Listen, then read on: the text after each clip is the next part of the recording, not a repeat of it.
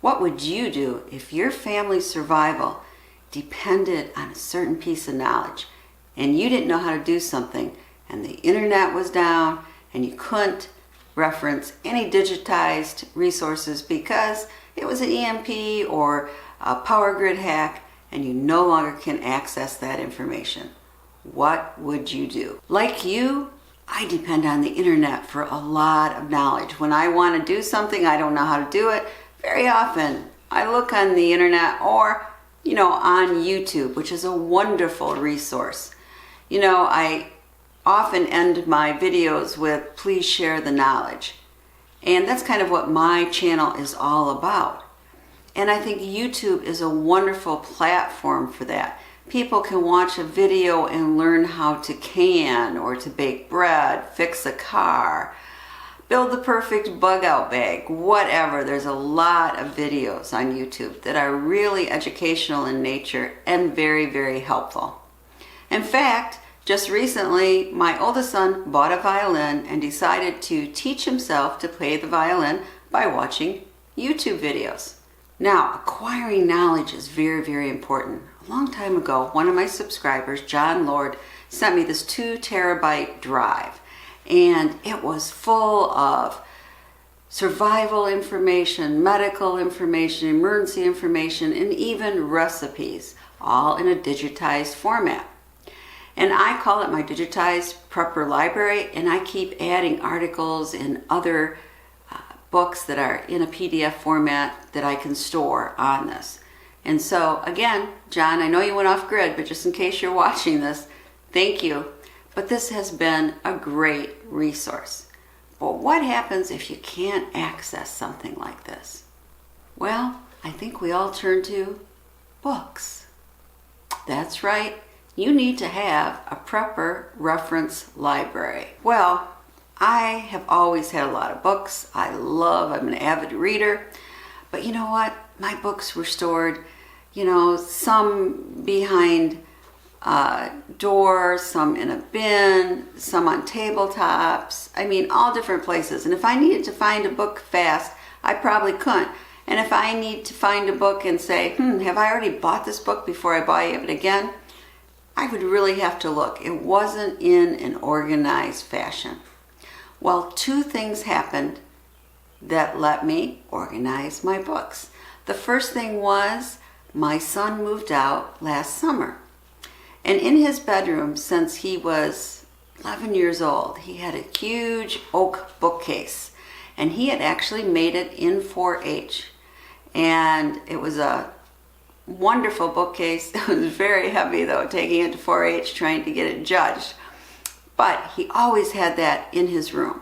And I'm going to digress a minute, but that's why 4-H is wonderful. It's not just about raising livestock. You can also do woodworking, he did shooting sports, and you can even do rocketry. So, if you have a child or grandchild, encourage them to join 4-H. But back on what this video is about. So, now I had something to put my books on. So I moved it up to my office. I say my husband and I carried it. It was very heavy going up the steps from downstairs, but we got it in place. But then I had also been fortunate enough, I bought the prep system from Prepper Nerd, and it's an online digital system using smart sheets. And I had the premium version I paid for, so he'll customize things for you. So I said, I really need a catalog of my reference libraries. So he made that for me, and now I have everything by title, by author, and by category. I can easily search. It is wonderful. So as I put a book on the shelf, I put that book's title and information in the Prepper Nerd's smart sheet. And I feel so good because I can find something quick and I can make a printed out copy of what is there if any family member wants to look. I think it's just wonderful. So right now I want to show you my new Prepper reference library. So here it is. Let me show you how I've organized it. So you'll notice that the top shelf has my cookbooks, and yes, maybe that's not necessarily prepping function, but I can use a recipe from one of these books and just change it a bit and use items from my long-term pantry. So to me, it is part of my prepping library. So in my dining room, in this cabinet, that's where I keep my food preservation books. Let's open the door. On top here, we have different canning books. Down below here, we have books for jams, jellies, and preserves. And here at the bottom is dehydrating books and other food preservation techniques. So the buffet is in my dining room and it's close to my kitchen, so I can grab a canning book or dehydrating book whenever I need it. So over here, bushcraft and survival. And I have a lot of different books here, including the Boy Scout manual on bushcraft, extreme wilderness survival, knot making, the SAS survival handbook, even one for kids, Survivor Kids, Survive. And here is the Navy SEAL survival handbook. A lot of different things. But I also have some emergency preparedness books here.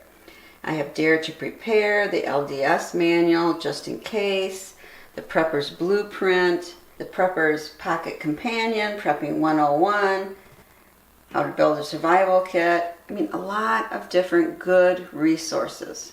So here is medical and disaster life support, how to use charcoal. This one's interesting. It is the Combat Medic Field Reference, a drug guide, which I picked up very reasonable at Goodwill. Natural first aid, herbs, essential oil, when there is no doctor, survival medicine. Anyway, all good medical resources. So in the bathroom cabinet where I keep the first aid supplies, I also have this book, First Aid Manual, and I keep it so when you grab a first aid supply, you got the manual right here and telling you what you should be doing. Okay, and here we have homesteading, the Country Wisdom book, which is big, back to basics, the Foxfire books, mini farming, the self-sufficient life and how to live it. And then I have things on various livestock like chickens, raising rabbits, keeping ducks and geese. And then into foraging and butchering, we have edible wild plants here, the Forager's Harvest, Midwest foraging, hunting, butchering, and cooking wild game, home butchering. And then a subscriber recommended it, and I got it. It's excellent. It's the LL Bean Wild Game and Fish Cookbook. Really a great cookbook. Don't know if you can see me well because of all the light in the back, but this is our sunroom, and this is where we like to sit and look outside. We have a beautiful, beautiful picture window, and it is huge. So you can see some of the view here. Yeah, it's just really nice for watching nature. So right next to here, I have a spider book and Michigan trees. So on this other table in the sunroom, we have one on dragonflies in the North Woods, because we get beautiful dragonflies by the creek, and Michigan frogs, toads, and salamanders. And right here, we have birds of Michigan, butterflies of Michigan, trees of Michigan. You're not going to believe this, but I live in Michigan.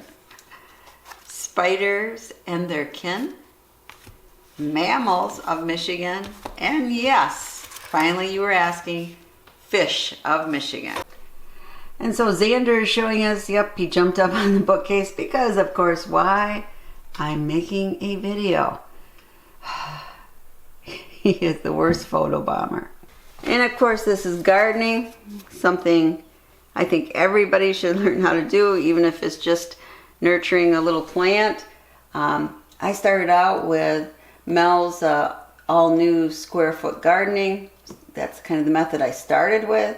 But I have things on container gardening, intensive gardening, the edible garden, 4-season harvest, garden primer, grow food for free, months by month gardening in Michigan, grow fruit naturally, even outdoor projects, solar gardening, year-round vegetable gardening. I mean, a lot of different gardening resources. And some of them help me find when I have a problem with a plant or a pest with a plant, what to do. And here is homekeeping and repair. Yep, I got Martha Stewart's homekeeping handbook and some others, but I also have like this huge book. It is the ultimate guide to home repair and improvement. This formula book, which is really interesting, tells you all the different formulas to make things that you might use at home or in your workshop. It's really a great old guide. Vinegar, duct tape, milk jugs, and more. What can you repurpose them for? And right here is miscellaneous. Right now I have a plat book and a map, but more information will be going there. And so the final thing on the bottom on the right is pantry cookbooks. I have everything for the art of eating through the zombie apocalypse, the Boater's cookbook, a cabin full of food, Claire's Kitchen, a book that Urban Prepper really likes, Feasting on Food Storage, 100 Do-It-Yourself Pantry, Seriously from Scratch, so it's cooking for scratch, Passport to Survival, which I've already talked about, I have a video, How to Make a Mix, the Prepper's Cookbook, Store This, Not That, Victory Cookbook, the Wartime Kitchen and Garden, Cast Iron Skillet Cookbook, Dutch Oven and Cast Iron, Feast by Firelight. I mean, a lot of different books that would be using my Prepper Pantry stores, and some on how to cook outside if need be. So the purpose of this video is to say it's important to have concrete information, not just depend on digital information. Make sure you have books. You can go to Goodwill and get a lot of very useful, very inexpensive books. The library often has a sale once a year too, and of course you can pick up great books in garage sales. So there's really no excuse not to have. Now, every once in a while, I'll pull one of the books off the shelf and review it and tell you, is this one you should consider buying? Or, nah, I don't really think so. I mean, some of these are appropriate if you're a beginning prepper, but not if you're intermediate or later down the road. So, I will be doing videos in the future, but I just wanted to share with you my prepper library. And as always, please share the knowledge.